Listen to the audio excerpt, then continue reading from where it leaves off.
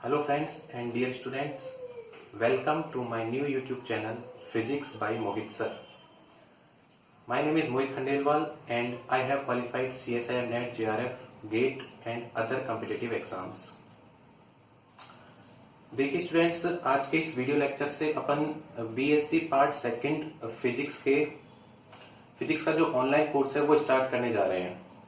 ठीक है, तो अभी के लिए जो लेक्चर्स होंगे वो YouTube के ऊपर अवेलेबल रहेंगे आने वाले 4 या 5 दिन तक एज ए डेमो क्लासेस। उसके बाद जो अपने लेक्चर्स होंगे वो पेड क्लासेस के रूप में होंगे। ठीक है, तो देखिए स्टूडेंट्स, सबसे पहले तो अपन जो बीएससी सेकेंड ईयर का जो फिजिक्स से रिलेटेड जो सिलेबस है उसके बारे में थोड़ा एक बार देख लेते हैं कि कितने पेपर यहाँ या कितने बुक यहाँ पे अपने पास चलने वाली है सिलेबस के अंदर। तो बीएससी जो सेकेंड ईयर का सिलेबस है उसके अंदर अपने पास यहाँ 3 पेपर होंगे। जो अपने पास पहला पेपर होगा यहाँ पे वो पेपर होगा थर्मोडायनामिक्स एंड स्टेटिस्टिकल फिजिक्स। ये पहला पेपर होने वाला है अपना। उसके बाद जो सेकंड पेपर होगा वो होगा अपने पास मैथमेटिकल फिजिक्स, और जो थर्ड पेपर है अपने पास वो है इलेक्ट्रॉनिक फिजिक्स। तो इस तरह से जो पूरा अपना सिलेबस है फिजिक्स का वो इन 3 पेपर के द्वारा कवर हो जाएगा। ठीक है, पहला पेपर है thermodynamics and statistical physics, second paper है मैथमेटिकल फिजिक्स, और जो थर्ड पेपर है वो क्या है, इलेक्ट्रॉनिक फिजिक्स है। अब पेपर की मार्किंग की मैं बात करूं कि यूनिवर्सिटी ऑफ राजस्थान के अकॉर्डिंग अगर मैं बात करूं तो जो पहला पेपर होने वाला है वो 33 नंबर का यानी 33 मार्क्स का। इसी तरह से जो सेकंड पेपर है अपने पास वो भी कितना होगा, 33 मार्क्स, और जो थर्ड पेपर होगा वो कितना होगा, 34 मार्क्स का। ठीक है, तो इस तरह से तीनों का टोटल कर दे तो इस तरह से 100 मार्क्स का अपने पास जो है थ्योरेटिकल सिलेबस रहेगा पूरा फिजिक्स का। ठीक है, तो आज जो सबसे पहले अपन यहाँ वीडियो लेक्चर से स्टार्ट कर रहे हैं वो पेपर नंबर 1 स्टार्ट कर रहे हैं, थर्मोडायनेमिक्स एंड स्टैटिस्टिकल फिजिक्स। ठीक है, तो जैसे फर्स्ट ईयर के अंदर तुम्हारे हर पेपर के अंदर 4 यूनिट होती थी फिजिक्स के अंदर, ठीक उसी तरह से यहाँ भी प्रत्येक पेपर के अंदर कितनी कितनी यूनिट होंगी, अपने पास 4 यूनिट होंगी। और जो पेपर का पैटर्न है वो बिल्कुल वैसा ही होगा जैसे फर्स्ट ईयर के अंदर तुम्हारे होता था फिजिक्स में। ठीक है, तो अपन थर्मोडायनेमिक्स का जो पेपर है वो अब स्टार्ट करने वाले हैं।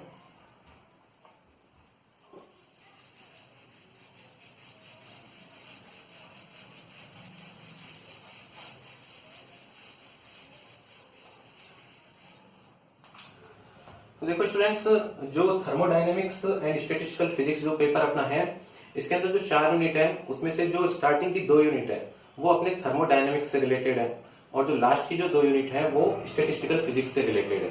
ठीक है ना, तो सबसे पहले अपन को थर्मोडायनेमिक्स यानी कि स्टार्टिंग की जो 2 यूनिट है उनके बारे में पढ़ना है। ठीक है, तो सबसे पहले तो मैं तुम्हें जनरल मीनिंग बता देता हूं कि थर्मोडायनेमिक्स का मतलब होता क्या है। तो देखो, जैसे थर्मोडायनेमिक्स जो वर्ड है वो 2 वर्ड से मिलकर बना हुआ है। एक वर्ड अपने पास है थर्मो और दूसरा वर्ड अपने पास क्या है, डायनामिक्स। ठीक है, तो थर्मो का जो मीनिंग होता है वो होता है हीट से। थर्मो का मतलब क्या है, हीट, और डायनामिक्स का मतलब क्या है, मोशन। या हिंदी में अगर मैं लिखूं तो हीट को क्या बोल सकते हैं, ऊष्मा, और मोशन का मतलब क्या है, गति। तो यहां से पता लग रहा है कि थर्मोडायनेमिक्स का मतलब क्या है, ऊष्मा गति। इसका मतलब कि भौतिक विज्ञान की वह शाखा जिसके अंदर हम ऊष्मा की गति का अध्ययन करते हैं, उसे हम क्या कहते हैं, थर्मोडायनेमिक्स कहते हैं। अर्थात किसी भी सिस्टम के अंदर जो ऊष्मा है वो एक स्थान से दूसरे स्थान तक किस तरह से प्रवाहित हो रही है उसका अध्ययन हम जिस फिजिक्स के अंदर करते हैं उससे अपन क्या बोलेंगे, थर्मोडायनेमिक्स बोलेंगे। ठीक है, तो ये जनरल डेफिनेशन है एक तरह से थर्मोडायनेमिक्स की। तो एक बार इसकी डेफिनेशन लिख लो एक बार कि थर्मोडायनेमिक्स का मीनिंग क्या है, थर्मोडायनामिक्स। लिखो इसके अंदर एक बार लिखो, भौतिक विज्ञान की वह शाखा, भौतिक विज्ञान की वह शाखा जिसके अंतर्गत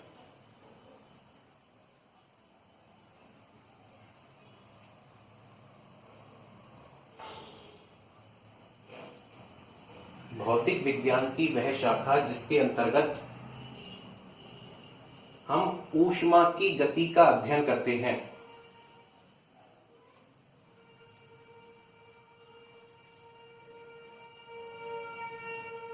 जिसके अंतर्गत हम ऊष्मा की गति का अध्ययन करते हैं, अर्थात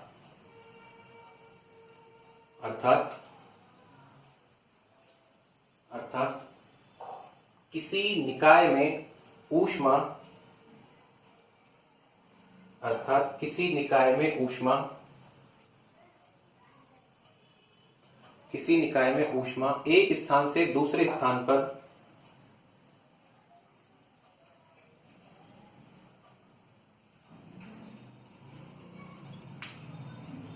अर्थात किसी निकाय में ऊष्मा का एक स्थान से दूसरे स्थान तक प्रवाह किस प्रकार होता है, प्रवाह किस प्रकार होता है, इसका अध्ययन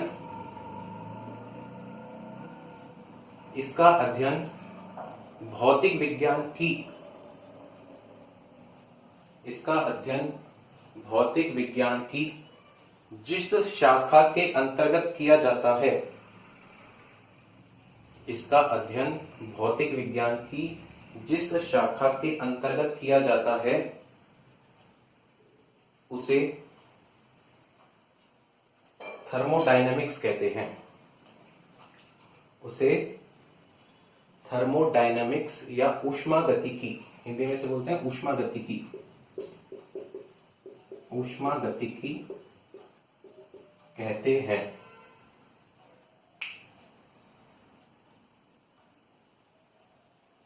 ठीक है, तो ये तो जनरल डेफिनेशन थी ऊष्मागतिकी की। अब देखो अपनी जो 2 यूनिट है ऊष्मागतिकी की, उसके अंदर कुछ ऐसे छोटे छोटे पॉइंट्स आएंगे जिसकी अपन को जरूरत पड़ेगी हर जगह पे। तो कुछ ऐसे पॉइंट है जिनको अपन एक बार समझ लेते हैं, 5-6 पॉइंट हैं, उनकी अपन को हर जगह जरूरत पड़ सकती है इन 2 यूनिट के अंदर। ठीक है, तो नीचे डाल के लिख लो कुछ महत्वपूर्ण बिंदु, कुछ महत्वपूर्ण बिंदु, कुछ महत्वपूर्ण बिंदु, कुछ महत्वपूर्ण बिंदु। इसमें सबसे पहले नंबर 1 पे लिखो सिस्टम, या हिंदी में लिख सकते हो तंत्र या निकाय। सिस्टम, तंत्र या निकाय। ठीक है, देखो क्या मतलब है सिस्टम, तंत्र या निकाय का, कि पूरे ब्रह्मांड में से ऐसी वस्तु, पूरे ब्रह्मांड में से ऐसी वस्तु या ऐसा कोई पिंड जिसका हमें ऊष्मागतिक अध्ययन करना है। फॉर एग्जाम्पल जैसे मेरे हाथ में ये पेन है, ठीक है, अगर मुझे इस पेन का क्या करना है, इस पेन का मुझे ऊष्मागतिक अध्ययन करना है, तो ये जो पेन होगा ये मेरे लिए किसकी तरह बिहेव करेगा, एक तंत्र या निकाय की तरह। ठीक है, कहने का मतलब ब्रह्मांड का वो पार्ट या ब्रह्मांड की वो वस्तु या ब्रह्मांड का वो पिंड जिसका हमें ऊष्मागतिक रूप से क्या करना है, अध्ययन करना है, उसे हम क्या बोल देंगे, सिस्टम या तंत्र। ठीक है, तो ये डालिए इसके अंदर, लिखो एक बार, लिखो ब्रह्मांड का वह भाग, ब्रह्मांड का वह भाग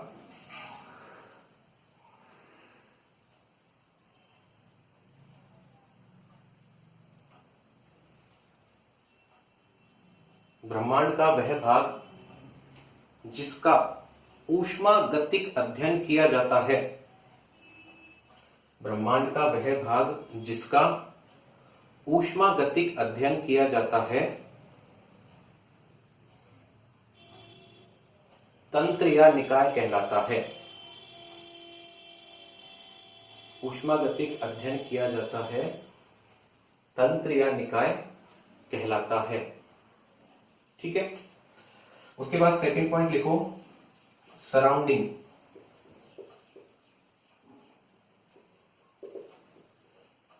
सराउंडिंग या हिंदी में इसको बोल सकते हो परिवेश, सराउंडिंग या परिवेश। ठीक है, देखो सराउंडिंग का मतलब क्या है कि पूरे ब्रह्मांड में से अपन ने इस पेन का चयन कर लिया, किसके लिए, सिस्टम के लिए, या जिसका अपन को उष्मागतिक अध्ययन करना है। तो पूरे ब्रह्मांड में इस पेन के अतिरिक्त जो कुछ भी वातावरण में मौजूद है वो इस पेन के लिए किसकी तरह व्यवहार करेगा, सराउंडिंग की तरह या परिवेश की तरह व्यवहार करेगा। ठीक है, तो इसकी डेफिनेशन लिखो। देखो, ब्रह्मांड का वह भाग, ब्रह्मांड का वह भाग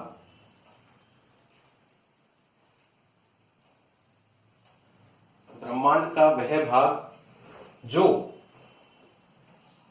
तंत्र या निकाय पर अपना प्रभाव डालता है, ब्रह्मांड का वह भाग जो तंत्र या निकाय पर अपना प्रभाव डालता है,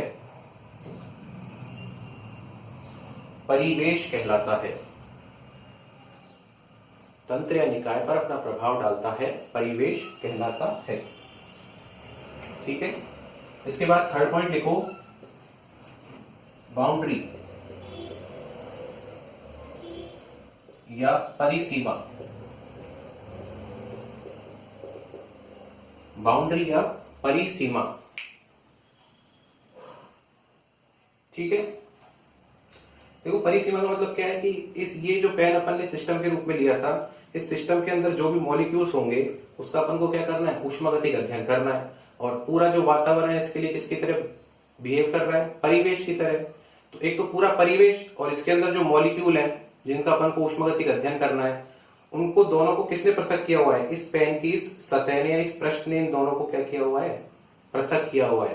कहने का मतलब एक ऐसा पृष्ठ जो कि सराउंडिंग को सिस्टम से क्या करता है, पृथक करता है, उसको अपन क्या बोलते हैं, बाउंड्री या परिसीमा। ठीक है, लिखो इसकी डेफिनेशन, लिखो, तंत्र या निकाय, तंत्र या निकाय तथा परिवेश को पृथक करने वाला पृष्ठ, तंत्र या निकाय तथा परिवेश को पृथक करने वाला पृष्ठ परिसीमा कहलाता है।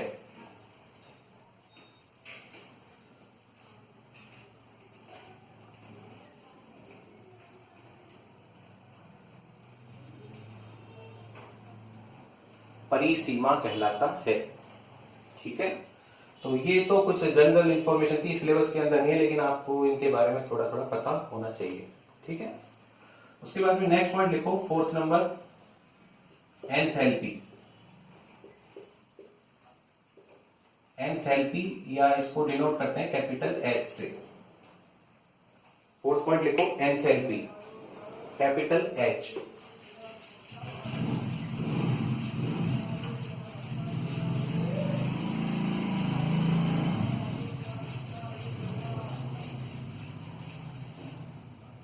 देखो एंथैल्पी कैपिटल एच है और इसको इस तरह से डिफाइन करते हैं अपन, एच बराबर you plus P V, H बराबर यू प्लस पी वी।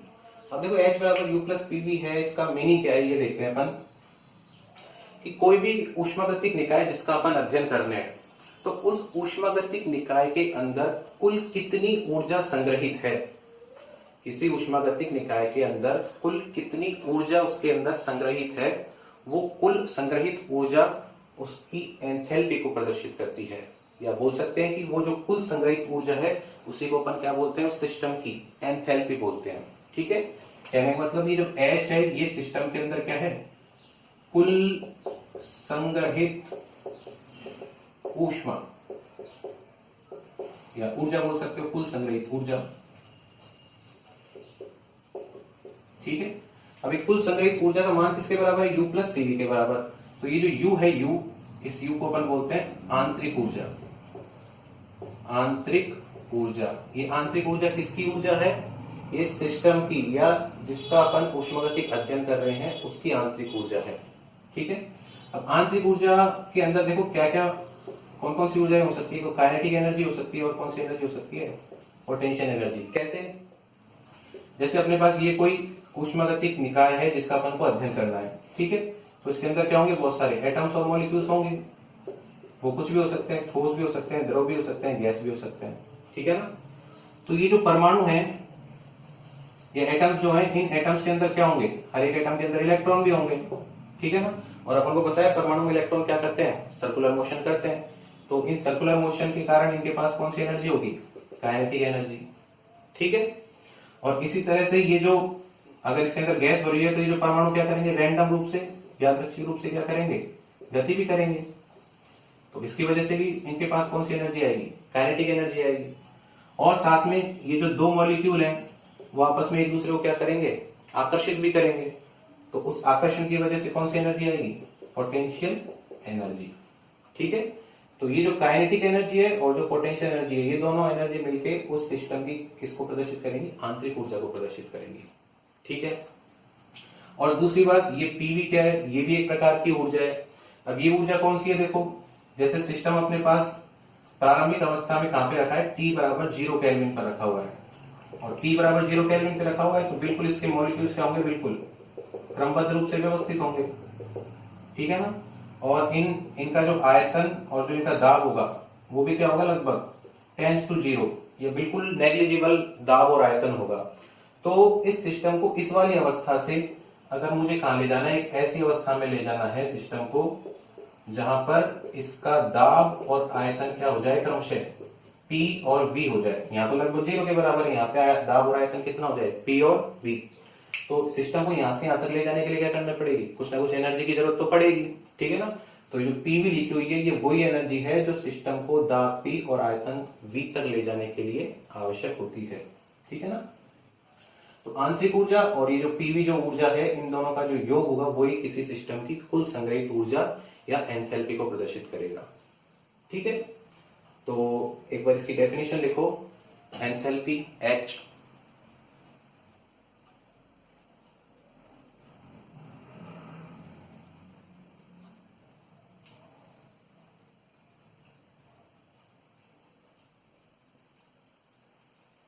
लिखो, किसी ऊष्मागतिक निकाय की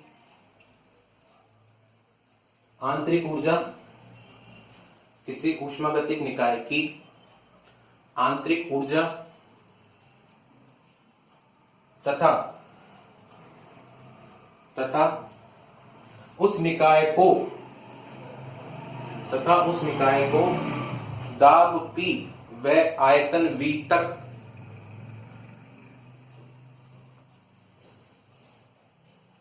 उस निकाय को दाब P व आयतन V तक लाने में आवश्यक ऊर्जा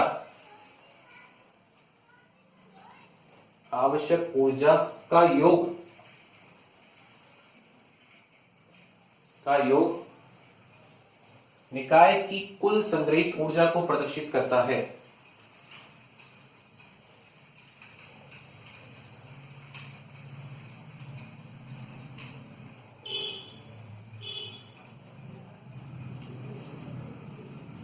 का योग निकाय की कुल संग्रहित ऊर्जा को प्रदर्शित करता है, जिसे निकाय की एंथैल्पी कहते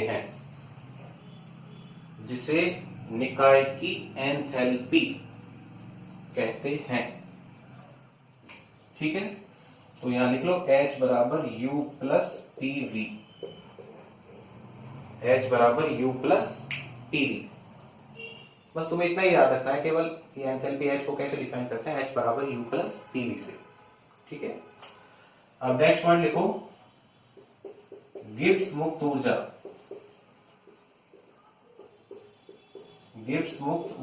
कैपिटल G,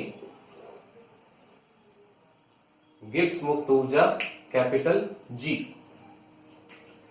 तो देखो गिब्स मुक्त ऊर्जा कैपिटल G जो है उसको लिखने का तरीका ये है, G बराबर होता है H माइनस TS, G बराबर H माइनस TS, जहां जी क्या है, जी गिब्स मुक्त ऊर्जा को प्रदर्शित कर रहा है। एच अभी अपन ने बताया था निकाय की कुल संग्रहित ऊर्जा, जिसे अपन क्या एंथैल्पी। टी का मतलब टेम्परेचर है, ताप, और एस का मतलब क्या है, एंट्रोपी। एंट्रोपी के बारे में भी अपन पढ़ेंगे। एंट्रोपी को किससे प्रदर्शित करते हैं, एस से। ठीक है, तो देखो G बराबर H माइनस टी एच, इसका मतलब क्या है, कौन सी ऊर्जा को प्रदर्शित कर रहा है ये। कोई भी ऊष्मागतिक निकाय जिसका अपन अध्ययन करना चाह रहे हैं, उस ऊष्मागतिक निकाय के अंदर उपलब्ध वह कुल ऊर्जा, किसी भी ऊष्मागतिक निकाय के अंदर उपलब्ध वह कुल ऊर्जा जिसका कि उपयोगी कार्य में उपयोग किया जा सके, जिसका कि उपयोगी कार्य में उपयोग किया जा सके, उसको अपन क्या बोलेंगे, गिब्स मुक्त ऊर्जा बोलेंगे। ठीक है, देखो इसको इस तरह से समझते हैं कि मानो तुमने कोई लॉटरी का टिकट खरीद लिया और तुम्हारी लॉटरी लग गई, और लॉटरी लग गई तुम्हारी, मान लो 10 करोड़ रुपए की लॉटरी लग गई। ठीक है, तो ये तो क्या हो गई, तुम्हारे पास कुल संग्रहित ऊर्जा हो गई, टोटल अमाउंट हो गया ना कुल संग्रहित ऊर्जा। तो ये कुल संग्रहित ऊर्जा का मतलब क्या हो जाएगा, कैपिटल एच। अभी तो बोला था कुल संग्रहित ऊर्जा को किससे प्रदर्शित करते हैं, एच से। तो तुम्हारी कुल संग्रहित ऊर्जा कितनी आ गई, 10 करोड़ रुपए।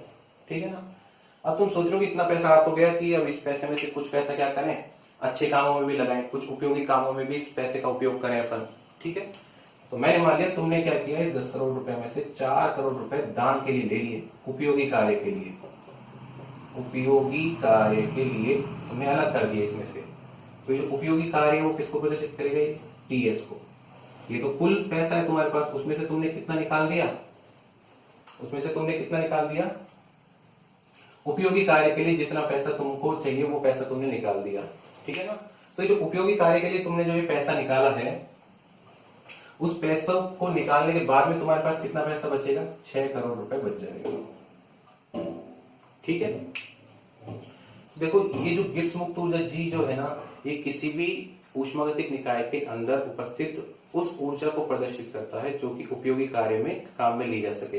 तो जैसे अपना उपयोगी कार्य के लिए कितना पैसा था, 4 करोड़, तो ये 4 करोड़ किसके बराबर हो जाएगा, जी के बराबर। और शेष जो पैसा बच गया वो 6 करोड़। अभी 6 करोड़ से तुम क्या करोगे, अपनी भी तो लाइफ को जियोगे। ठीक है ना, यानी कि स्वतंत्रता पूर्वक निर्वहन करने के लिए तुम्हें भी तो कुछ पैसों की जरूरत पड़ेगी, तो वो 6 करोड़ रुपए किसको प्रदर्शित करेंगे, इस टीएस को। ठीक है, तो कहने का मतलब किसी भी ऊष्मागतिक निकाय के पास उपलब्ध वह ऊर्जा जिसका कि उपयोगी कार्य में उपयोग किया जा सके, उसको अपन क्या बोलेंगे, गिब्स मुक्त ऊर्जा, कैपिटल जी बोलेंगे।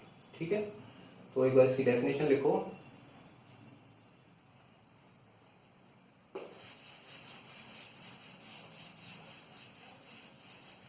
लिखो, किसी ऊष्मागतिक निकाय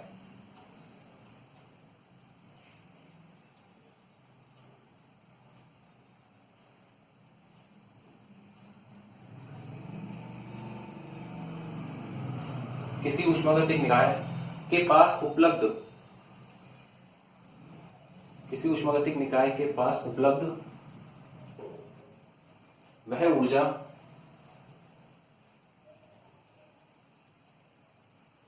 ऊर्जा जिसका उपयोगी कार्य में, वह ऊर्जा जिसका उपयोगी कार्य में उपयोग किया जा सके, जिसका उपयोगी कार्य में उपयोग किया जा सके, गिब्स मुक्त ऊर्जा कहलाती है।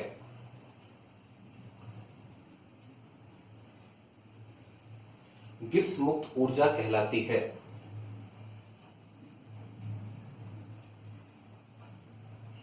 गिब्स मुक्त ऊर्जा कहलाती है, लिख लो, अर्थात कैपिटल जी बराबर एच माइनस टी एस।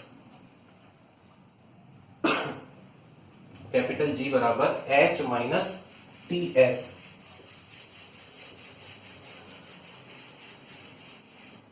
तो तुम्हें बस इतना ही याद रखना है, यहाँ पे h बराबर u प्लस टी भी था, और g की जो डेफिनेशन है वो कितनी है, h माइनस टी एस।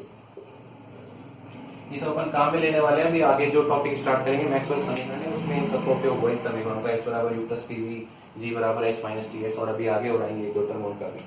ठीक है, 6 पॉइंट लिखो, entropy. Entropy S, entropy S